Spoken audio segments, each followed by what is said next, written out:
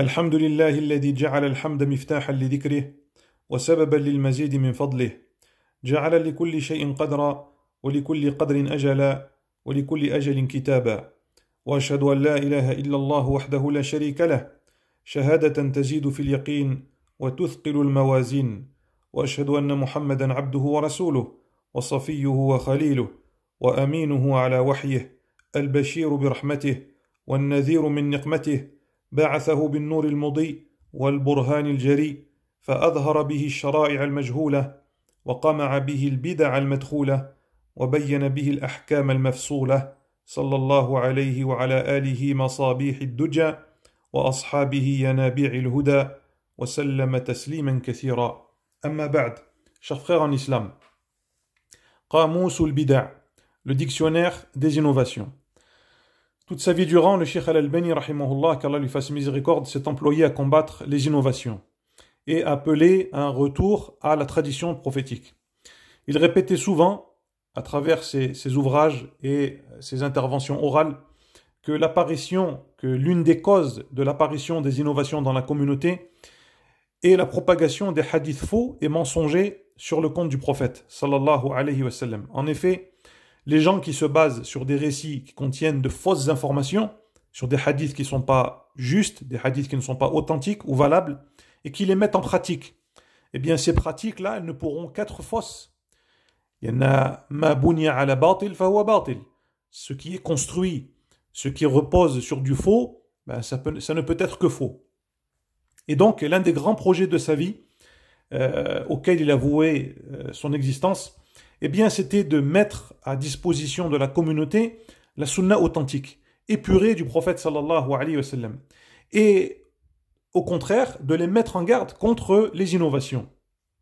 Donc, il avait commencé à compiler un livre qu'il avait intitulé Qamus al-Bida', donc le dictionnaire des innovations. Malheureusement, il est mort avant d'avoir pu achever ce projet et cette œuvre magistrale.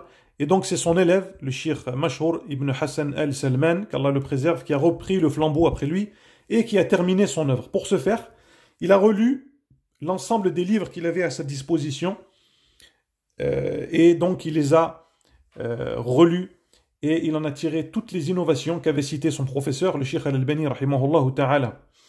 Avant de rentrer dans le vif du sujet, l'auteur a évoqué une trentaine de règles sur les innovations et les innovateurs. Donc, premièrement, parmi les règles qu'il a évoquées, il y a la nécessité de connaître les innovations et de s'en méfier. C'est une nécessité pour le musulman de connaître le mal. Connaître le bien, c'est bien. Connaître le bien et le mal, c'est mieux. Et il y a beaucoup de textes à ce sujet. Deuxièmement, l'auteur a évoqué la définition de l'innovation. Qu'est-ce que la bid'a? C'est quoi une innovation? Et il a rappelé que dans la langue arabe, il a cité la parole du célébrissime, le grand savant d'origine indienne, Siddiq Hassan Khan, rahimahullah, qu'Allah lui fasse miséricorde, qui a défini l'innovation en disant Huwa kullu amalin umila ala ghayri mithal. Donc c'est, pour résumer cette définition, c'est quelque chose de nouveau, quelque chose qui n'a pas d'équivalent, quelque chose qui n'a pas été précédé. Donc c'est quelque chose de nouveau, c'est une invention.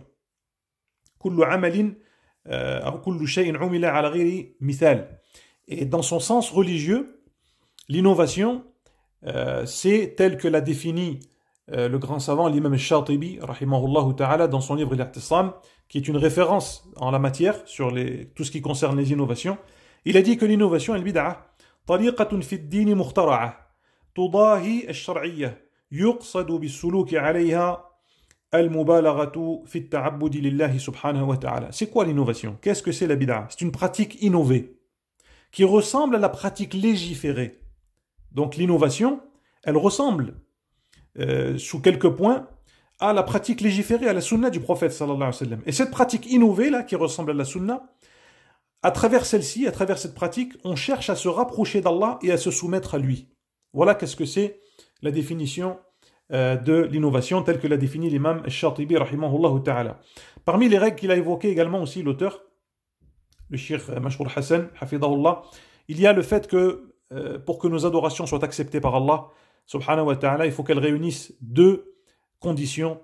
qui sont al-ikhlas wal-mutaba'a, être sincère, ne vouloir à travers ses œuvres que le visage d'Allah, et œuvrer en conformité avec la sunna du messager d'Allah, sallallahu alayhi wa sallam.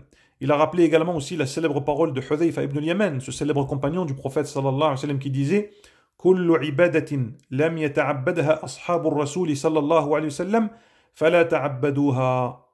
Toute pratique que les compagnons ils n'ont pas faite, ne la faites pas également vous aussi.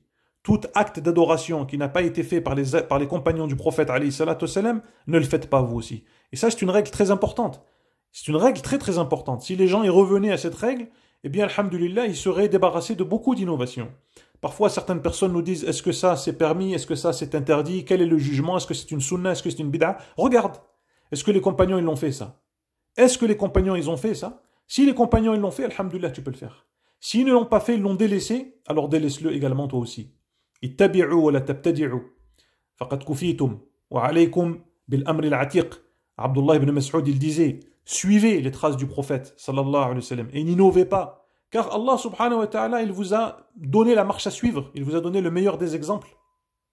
Et accrochez-vous à la pratique des anciens. La pratique des anciens, c'est le prophète et les compagnons, radiyallahu anhum. Il a également ensuite rappelé en introduction que toute innovation est blâmable en islam. Et que dans la religion d'Allah, il n'y a pas de ce qu'on appelle une bid'a hasana, une bonne innovation. Et il a rappelé la célèbre parole de l'imam Malik, rahimahullah, qui disait Man za'ama anna fil islami bid'atan hasana, faqad za'ama anna Muhammadan khana ar-risala. Wal'iyadhu billah.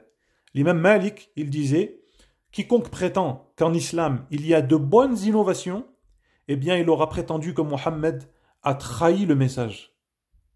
Parce que si on rajoute quelque chose dans l'islam que le prophète et ses compagnons n'ont pas fait, ben ça veut dire que le prophète il a oublié de transmettre quelque chose. Le prophète il a omis de nous apprendre et de nous enseigner quelque chose. Et nous on vient des années ou des siècles plus tard et on découvre cette information qui était cachée ou qui était dissimulée ou qui n'a pas été transmise par le prophète alayhi salatu wassalam, ma'adallah, qu'Allah nous préserve de l'ignorance et de l'égarement. Il a rappelé également aussi que les adorations ne se prennent pas des essais ou des expériences personnelles ou de l'expérimentation de certaines personnes. Et il a rappelé également aussi la parole de Cheikh al-Islam Ibn Taymiyyah rahimahullah qui disait Al-aslu fil ibadat al-man' illa linas wa fil aadat al-ibaha illa linas. Ça c'est une règle également aussi très très importante. C'est qu'à l'origine, toutes les adorations en islam sont interdites, à moins qu'on ait un texte qui vienne stipuler la légitimité de cette adoration. Donc en islam, on ne doit faire aucune adoration à moins qu'on ait un texte qui vienne l'autoriser, qui vienne légiférer cette pratique religieuse. Par contre, au contraire, en ce qui concerne les habitudes vestimentaires, la nourriture, les boissons, les parures et ainsi de suite, ici la norme, la règle, l'origine, c'est la permission. Tout est permis à moins qu'on ait un texte qui vienne l'interdire. Donc vous voyez, on a deux opposés ici. En termes d'adoration, tout est interdit, à moins qu'on ait un texte qui vienne l'autoriser, qui vienne le légiférer. Et pour les habitudes, donc les choses de la vie courante, tout est permis, à moins qu'on ait un texte qui vienne l'interdire. Ça, c'est une règle très importante qu'il ne faut pas perdre de vue. Également, il a rappelé ensuite quelques règles concernant le boycott des innovateurs, les signes des innovateurs, comment reconnaître quelqu'un qui est un innovateur.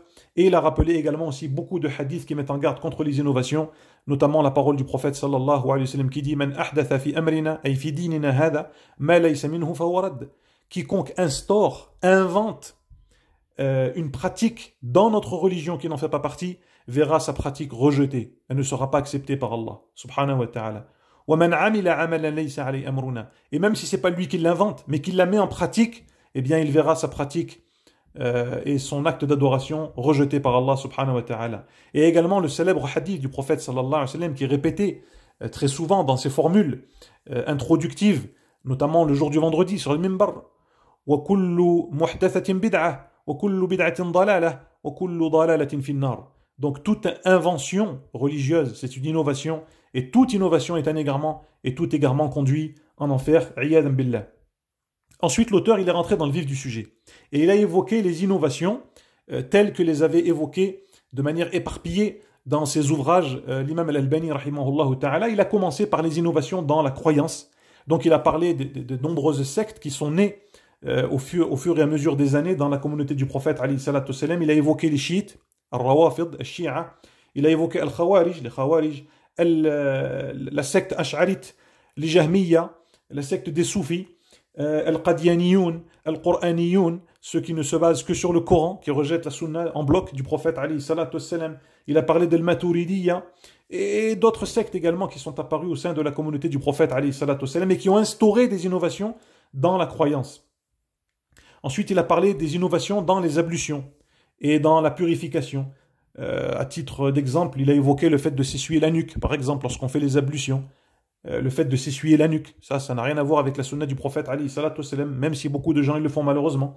Il a ensuite parlé de la fitra, donc les règles qui sont inhérentes à la nature originelle, telles qu'Allah subhanahu wa ta'ala a créé les êtres humains. Il a parlé ensuite des innovations dans l'adhan, dans l'appel à la prière, comme le fait de dire, par exemple, quand le mu'adhin il dit « Qad qamatis salah, qad qamatis salah », certains ils disent « Aqamaha Allah wa adamaha ». « Aqamaha Allah wa adamaha ». Ça, c'est une innovation en islam. Il a parlé également des innovations ensuite dans la prière, comme le fait d'évoquer son intention. D'évoquer son intention avant de rentrer en prière. Il y en a qui disent, voilà, je vais prier la prière du Dhuhr, la prière du Asr, Salatul Maghrib, Salatul Isha, Salatul Fajr, et ainsi de suite. C'est une innovation. Également aussi le fait de se toucher les lobes des oreilles avec les pouces ou avec les mains, par exemple. Il a évoqué ensuite les innovations qui sont relatives aux mosquées, bida'u al-masajid, comme le fait de les décorer de façon abusive, les décorations exagérées. Et le fait également aussi d'avoir un mimbar qui fait plus de 3 marches. L'auteur, rahimahullah, il considère que ça c'est une bid'a, c'est une innovation en islam. Parce que le mimbar du prophète, alayhi salatu wassalam, il était constitué de 3 marches, pas plus. Ensuite, il a parlé des innovations du vendredi, comme le fait d'en faire un jour de congé, de lever les mains pour l'imam lors du prêche, lorsqu'il fait les invocations, bien entendu en dehors de dua ou l'istisqa, donc la demande de pluie. Il a également aussi parlé, il a également aussi considéré que le fait de faire un dars, de faire un rappel, de faire des assises avant le prêche du vendredi à la mosquée, c'est une bid'a. Et on lui a posé la question également aussi, même si c'est pour traduire le prêche à des gens qui ne comprennent pas la langue arabe, il a dit même si c'est pour traduire le prêche, ils le font après. Il a dit la traduction se fait après, pas avant, ni pendant. Également, il a parlé ensuite de bid'a'ul janaiz, donc les innovations concernant les pratiques funéraires, tout ce qui est en rapport avec l'enterrement, le lavage mortuaire et ainsi de suite. Et ça, on en a déjà parlé lorsque je vous ai présenté le livre Ahkamul Janaiz, revenez-y. Il y a plus de 200 innovations à la fin du livre du Cheikh rahimahullah. Ensuite, il a parlé des innovations de la Umrah et du Hajj, les innovations du jeûne, comme le fait de l'imsak, s'arrêter de manger avant le Fajr 15 minutes, 20 minutes, 30 minutes, 1 heure avant le Fajr, soi-disant par sûreté, par prudence, par précaution. Il a parlé des innovations des ventes, les innovations du dhikr, donc du rappel d'Allah subhanahu wa ta'ala, notamment le fait de faire le dhikr jama'i, évoquer Allah en groupe d'une seule voix, le fait de réciter le Coran d'une seule voix également aussi, il considère que c'est une innovation. Il a parlé ensuite des innovations qui sont apparues récemment à notre époque, notamment les chants religieux qu'on appelle al-anashid, qui n'ont rien à voir avec la sunna du prophète alayhi salatu wassalam pour beaucoup. Et il a terminé son ouvrage, donc cette compilation, ce dictionnaire, par certaines innovations concernant les livres et les auteurs, et d'autres innovations qui sont diverses et variées. Voilà donc un ouvrage exceptionnel qu'a commencé de son vivant l'imam al-Albani rahimahullah ta'ala et qu'a terminé son élève Abu Ubaïda Mashhour ibn Hassan al-Salman, qu'Allah le préserve et le récompense. Voilà, alhamdulillah, l'importance de connaître donc les innovations en islam, c'est très important, il ne faut pas le négliger. Comme disait le célèbre poète, Tamassak bihablillahi wattabi'il huda wa la taku bid'iyan la'allaka tuflihu wa dim bi kitabillahi was sunani allati atat an rasulillahi tanju wa tarbahu. As'alullah subhanahu wa ta'ala bi asma'il husna wa sifatil ula an yaghfira lil imam al-Albani wa an yarhamahu wa an yarfa'a manzilatahu fi 'illiyin. Wallahu a'lam wa sallallahu wa sallam ala nabiyyina Muhammad wa ala alihi wa sahbihi.